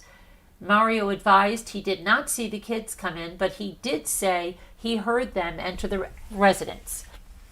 He would advise he was racked out on the couch. Once the children came in, he stated he went upstairs and took a shower. Mario advised Shanna greeted the children when they arrived. Mario continued to advise he was really out of it due to taking I think that's gabapentin they mean to say, right? I think so. Mario stated he takes this medication in high doses and becomes zoned out. Mario continued to say that night he was more out of it than anything. Mario advised he and Shanna asked the kids about date night. The kids told them they went to the Bearded Pig, and this particular date night was fine. The children informed Mario that Jared was on the phone for a while before they entered the Bearded Pig. Mario would go on to explain gabapentin is a nerve blocker which he uses for pain and headaches. Mario stated the medication makes him drowsy. He would continue to explain he takes a high dose. After the children went to sleep, Mario did laundry while Shanna completed chores around the house. The two were getting ready for bed when detectives arrived to inform Shanna of Jared's death. Mario advised when detectives arrived, he thought it may have been because of the ongoing dispute over animals in the neighborhood. Mario stated that Jared was not a confrontational person. However, he would describe Jared as a keyboard warrior. He would explain how Jared would avoid Shanna whenever they were at doctor appointments. He would then continue to explain how Jared fought against Shanna when it came to placing Liam on ADHD medication. Mario would continue to describe disagreements over Liam's medical issues. Mario began talking about disputes with Jared over the children's education. Mario advised they took Jared to court over placing the children into a private school. The dispute was finally settled when Gardner agreed to eliminate the child support payments. It was, hold on a minute here.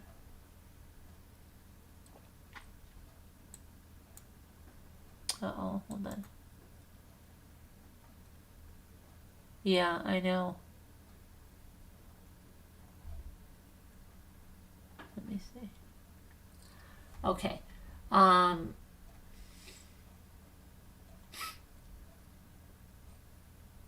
Okay, the dispute was finally settled when Shanna agreed to eliminate the child support payments. It was explained that Jared would not attend parent-teacher conferences with Shanna and Mario. These conferences would be held jointly due to the COVID restrictions.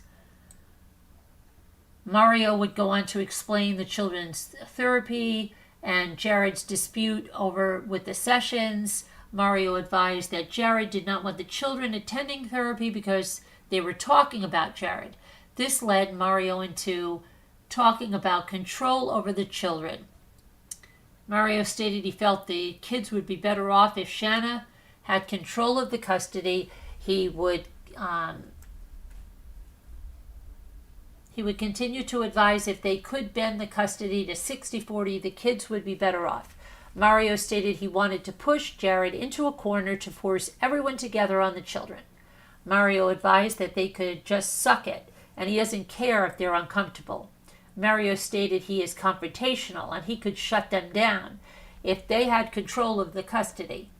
Mario continued to advise that he wanted to push for a social investigation.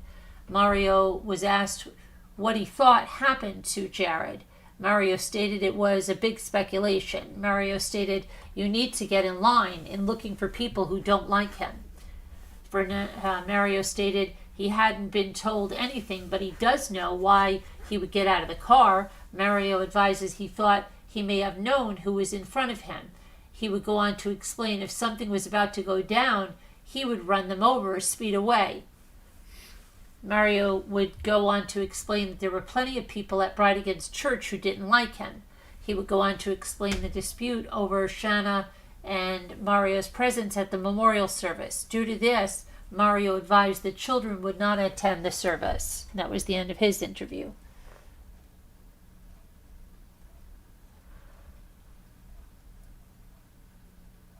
Okay, this is March.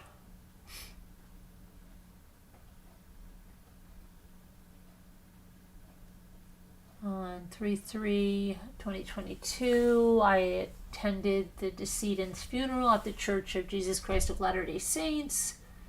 I wore a covert audio-video recording device during the funeral. The date and time are noted on the recording. I met with Detective Green. Okay.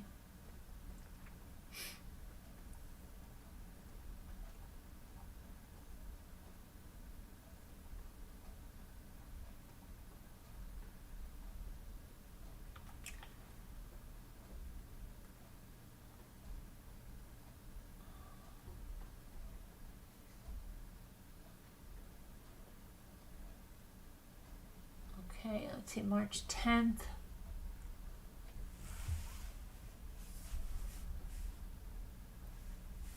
Okay, here's Monday, March 7th. At approximately 1500 hours, Kirsten Bridegan arrived at the Jacksonville Beach police station.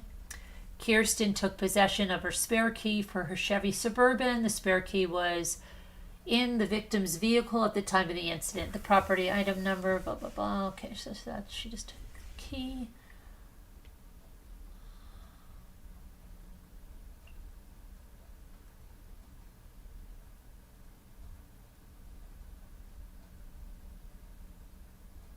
March 7th.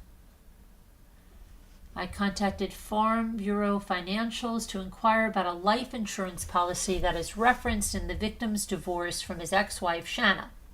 I spoke to the supervisor, Jody Couchman, and she advised she would have to contact me back. At 13:59 hours, she sent me an email with a link to an encrypted message. In the message, she said the victim did not have an active life insurance policy at the time of his death. I asked her if she could tell when the policy he had was canceled, and she advised she could not provide any further information without a subpoena. I screenshot the message regarding him not having an active policy at the time of his death, and I scanned it to this report.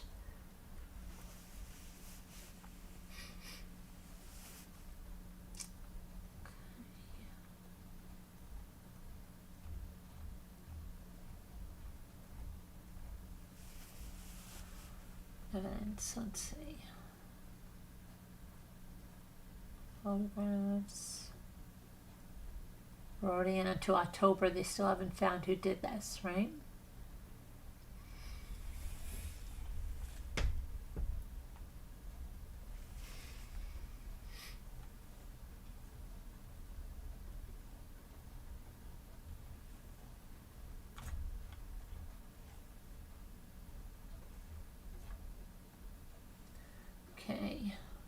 Okay, here we are. We got Henry now. So it says, at approximately 1200 hours, the search warrant for Henry Tenon and Jeremy Ordway's residence in Potomac Avenue was signed. At approximately 900 hours, the search warrant was conducted. Upon serving the search warrant, 4 individuals were found present in the residence: Jeremy Ordway, Norma Davila, Devin Hightower, and Dane Haid were all found. While the residence was searched, I conducted recorded interviews with Davila, Hightower, and Haid. At approximately 10:09, I conducted an interview with Davila, it was conducted on scene in the back of an unmarked patrol car. Davila began the interview describing how she came to live at the residence. Davila advised about a month and a half ago, Jeremy Ordway rented Tenon's former room to her and her husband. Davila advised her husband's name was Dane Haid. Davila stated she originally met Ordway at Domino's, where they all work. Davila stated that Devin Hightower was also present and was currently living in his truck, which was parked in the driveway. Davila went on to explain she heard Tenon, Ordway's former roommate, was currently in jail in reference to a murder in Jacksonville Beach. Davila named Tenon as Henry, which she heard from Ordway. Davila went on to explain Ordway sold Tenon's car to their general manager, Sean Tucker. Davila advised Ordway was not sure if Tenon was going to get out of jail because of the investigation. Davila went on to explain when she moved into the room, there was nothing in the room but some underwear. Davila advised she heard Ordway say he moved Tenon's belongings out of the room. Davila stated there was a bunch of stuff in the garage, but she was unsure if they belonged to Tenon. Davila advised an individual named Mario owned the house and he was selling the house. Davila stated he was selling it to get money. Davila stated she has talked to Mario several times while he was working on the house. Davila went to explain she felt Ordway has something on the landlord. Davila described a situation where Mario came to the house to get Ordway to sign a lease. Ordway did not want to sign the lease. Davila advised Ordway stated, "He don't want me to call such and such about something." Davila did not know if the comment had anything to do with the murder. Davila went on to explain Ordway tore the lease up when Saldana gave it to him. Davila advised the interaction with Mario occurred in the second week of September. Davila advised she has been in talks with Mario with rent to own agreement with Mario for the Potomac Avenue address. Davila went on to explain potential buyers for the house visited the property over the last couple of weeks. Davila stated she does not know of any firearms in the house. Davila's husband asked Ordway about guns in the house. Ordway stated the house was protected but did not mention specific firearms. Davila was asked to further describe the incident where Ordway tore the lease up. Davila was asked if she knew Tenon was involved in it. Davila advised Ordway never mentioned going to Jacksonville Beach. Davila stated she never had seen Ordway leave Potomac with Saldana. Davila advised she never heard anyone mention Tenon's blue Ford F-150.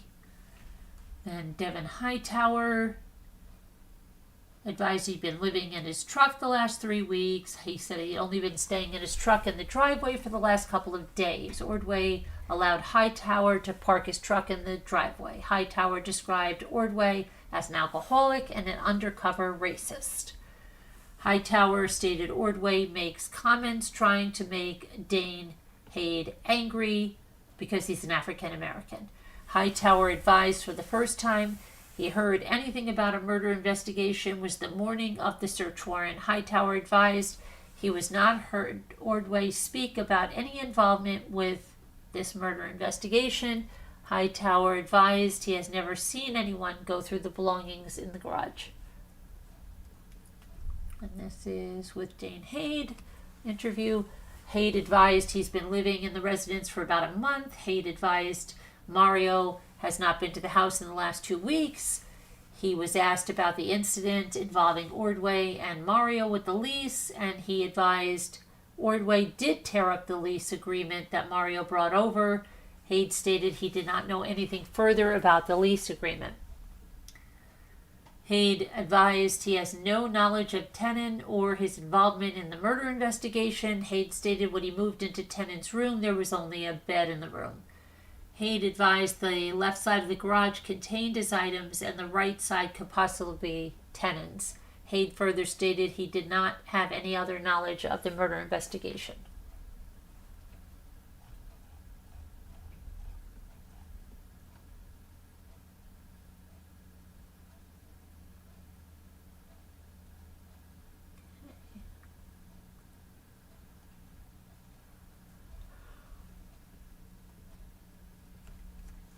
Financial records were received for Henry Tenon. A review of the records found that Tenon paid for auto transport on 6/8/2022. A review of the phone records found Tenon communicating with Rivers Auto Transport on 6/7/2022.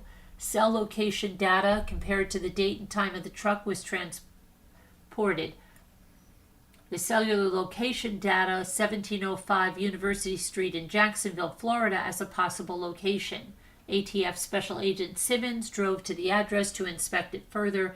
Upon arrival, Special Agent Simmons found Tenon's blue 2004 F-150 bearing a Georgia license plate. The vehicle was located in the back of the yard, which is not fenced in. The truck and tag could clearly be seen from the street. Detective Lamont obtained a search warrant for the premises where the truck was located. A copy of the warrant was given to the resident, Jimmy Clay Jones, Jr. Mr. Jones also provided verbal consent for the officers to search his yard and remove the Ford F-150.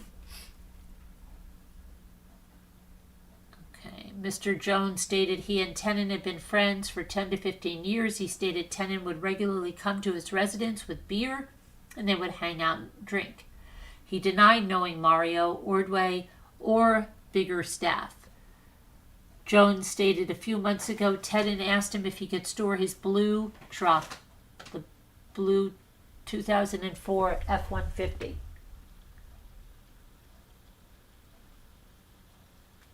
was weird. I heard something. Hold on a minute. There's like a sound. I don't know if it, what happened to the fan?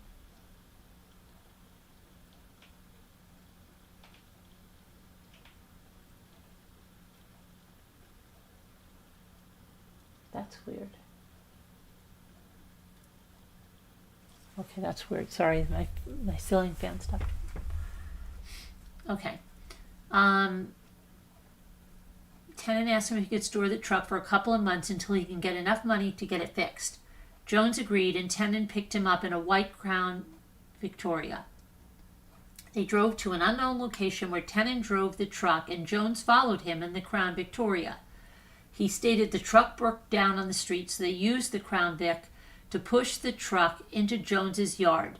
Jones stated he attempted to call Tenon several times to get him to remove the truck, but the calls kept going to voicemail.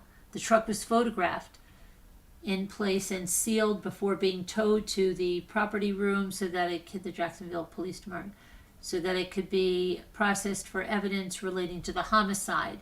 A further review of Tenon's PNC checking statements revealed he received 3 checks from First Choice Home Rentals LLC, which is owned by Mario Fernandez and Shanna Gardner.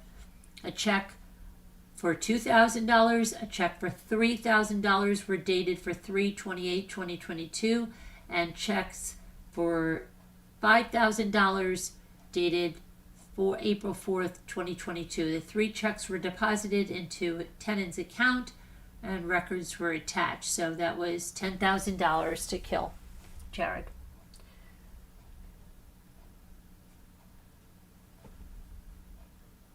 Okay, so the photographs of the truck were made there, the tow truck driver. Once the truck was removed, it was dark outside, the photographs were taken.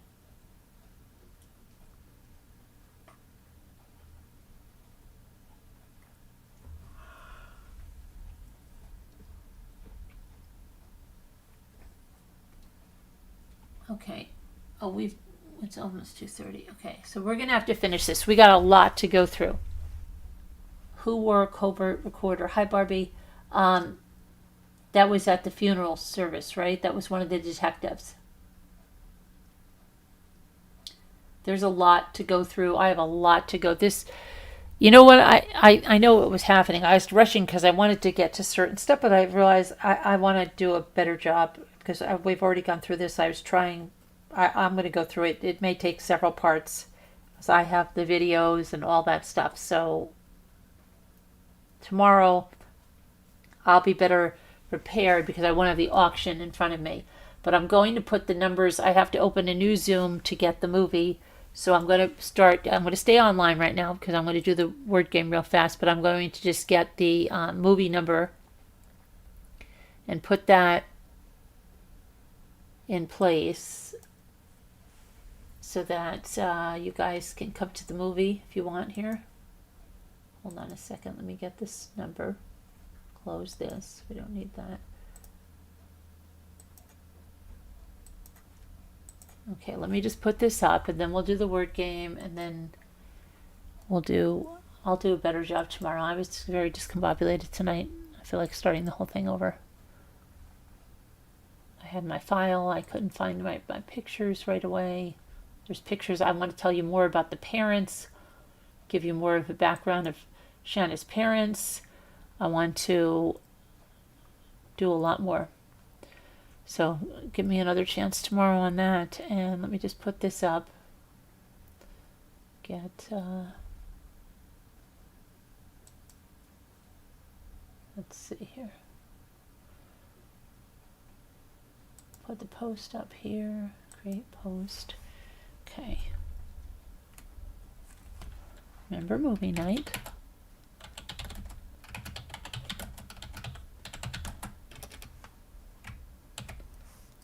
Okay. All channel members. Post. Let me do the one for Patreon.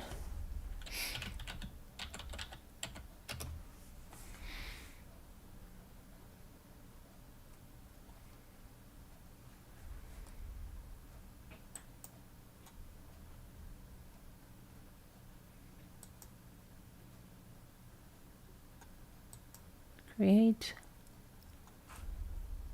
No, I don't want that. Come on. I don't have time for this crap. Create a post.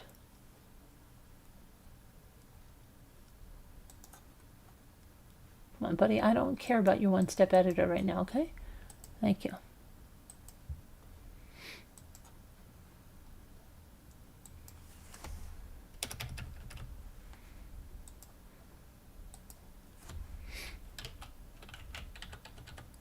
Oh my goodness, stop it.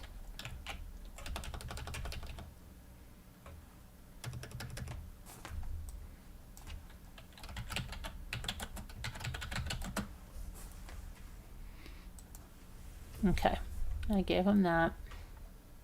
So they got that there. Let me get this word cookie.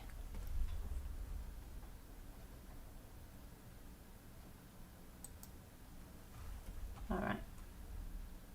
Oh, and let me put it into Zoom.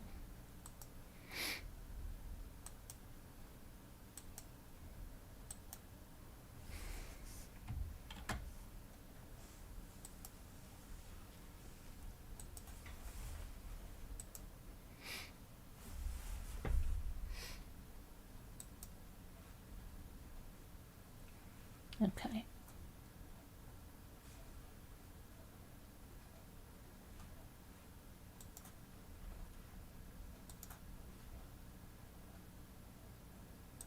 I feel like I really did such a messed up job tonight.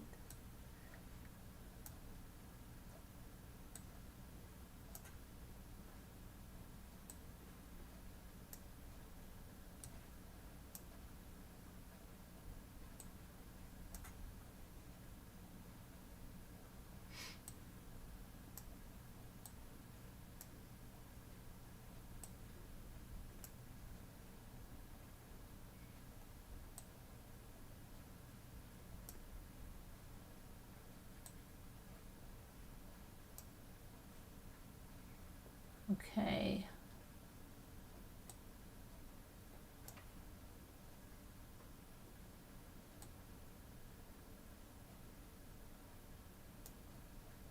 The numbers are open, so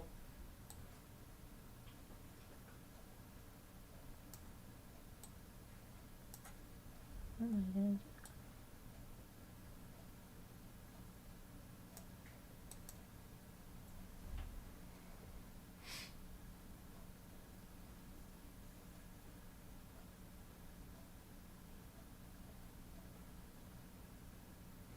It's gotta be an E. Why am I not seeing any?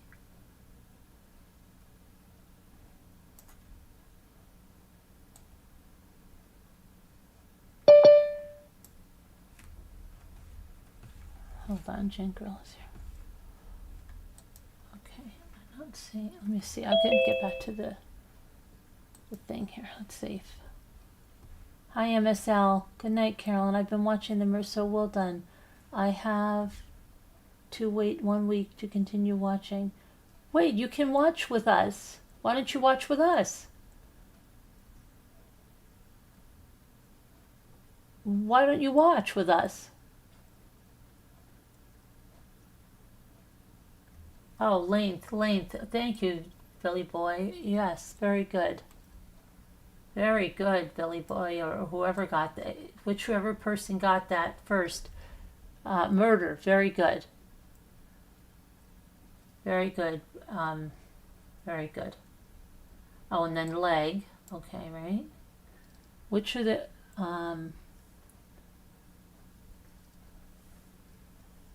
you both got it. Very good. Good job.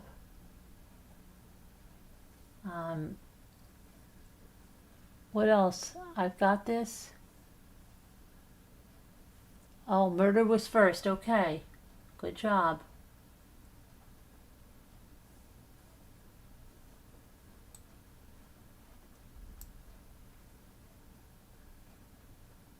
What?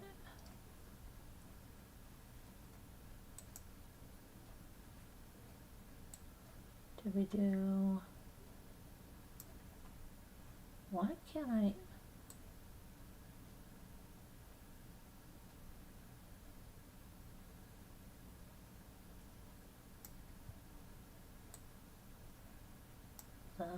Okay. Thy. Yeah.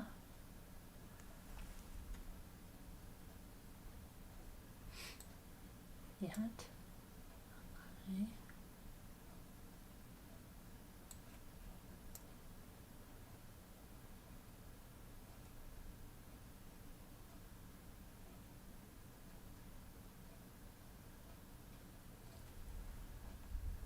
What have you got? Get. Oh, get. Yeah. Well, what's the? It's got to be.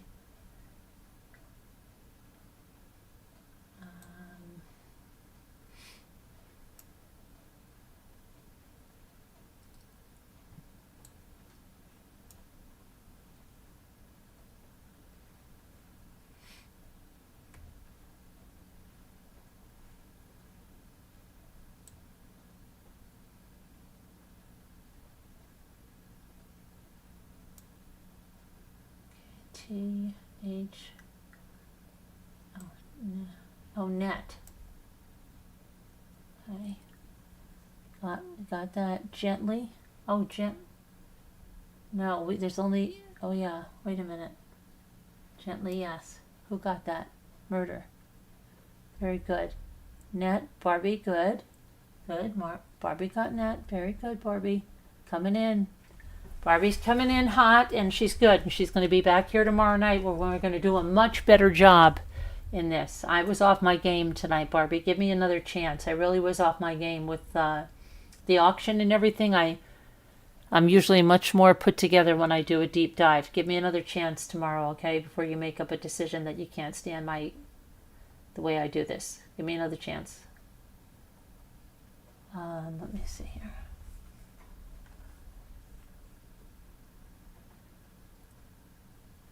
What do you think? We need 2 more words, murder.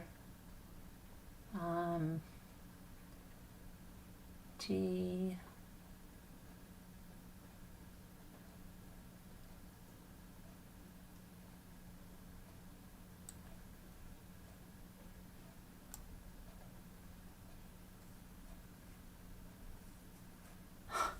I don't know, Barbie. I was really off my game tonight.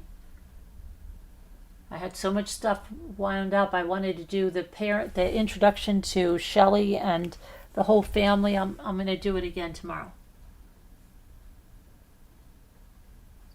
Make sure you subscribe and hit the notification so you're here with us. What do I do here? Ethel, is that what it is? Ethel.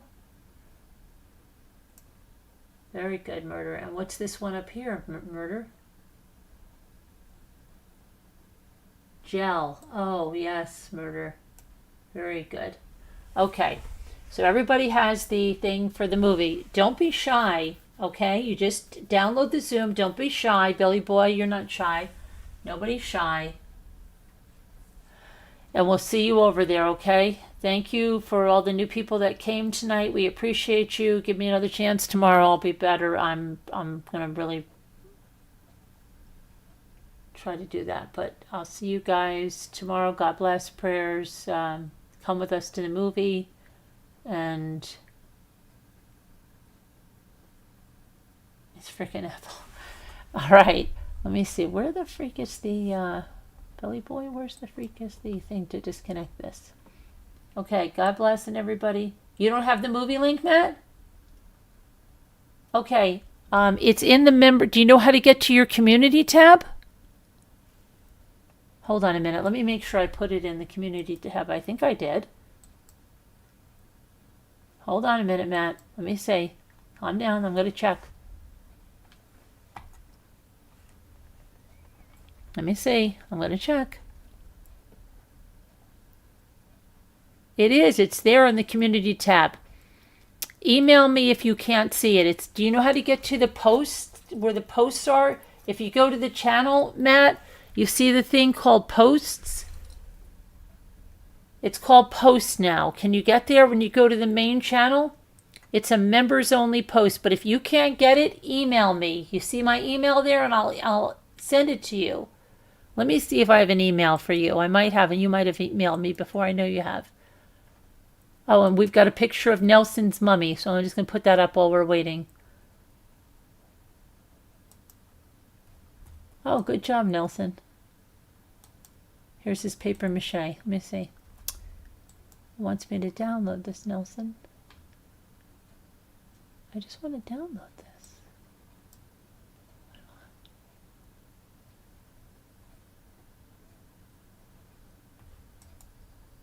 I might have to show it tomorrow because it's asking me for a bunch of stuff to download that picture. Nelson, let me see. And I got to get Matt this number. It wants me to do some zip extraction. That's crazy. Oh, all right, hold on a minute. Matt, I'm coming. I'm going to email you. I know you've emailed me before. Hold on.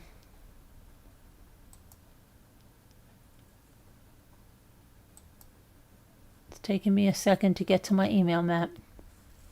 Hold on, I'll get you the number for the movie. It's being a little jerk to me right now. That's a little jerk. What's it doing? Hold on. Hold on, please.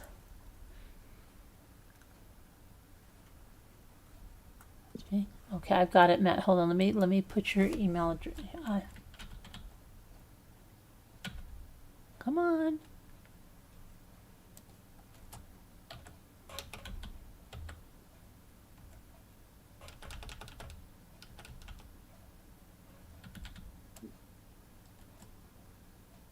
Oh, I've got you. I've got you, Matt. I'm going to respond to you now with the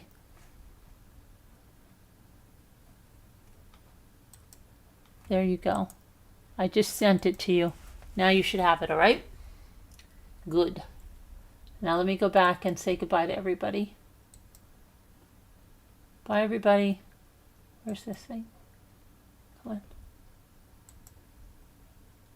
Let me make sure nobody else has a problem. Murder, you coming? Who's coming? Come on, Murder. All right, everybody. I can hear your voice. Come on, Billy. Let's go. Get in here. All right, we'll see you guys. Love.